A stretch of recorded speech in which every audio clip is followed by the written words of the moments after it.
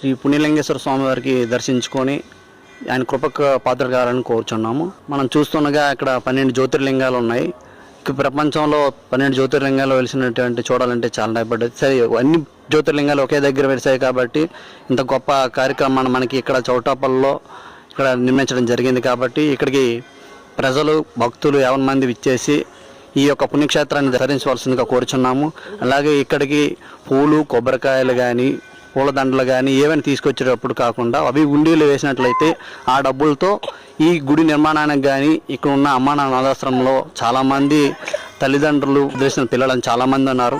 వాళ్ళకి మీకు కలిగినంత ఏదో కొంత సాయం చేసి వాళ్ళకి ఒక 2 పూట్ల అన్నదానం కింద కానీ ఎంతో కొంత సేవ చేసే వాళ్ళు అవుతారని ఈ దేవుడి కృప పాత్రలు కావాల్సిన కోరుచున్నాం. 12 జ్యోతిర్లింగాల సహిత శ్రీ పుణ్యలింగేశ్వర స్వామి క్షేత్రంలో శివాంకితమైన మహాశివరాత్రి నాడు మీకు ఇష్టమైన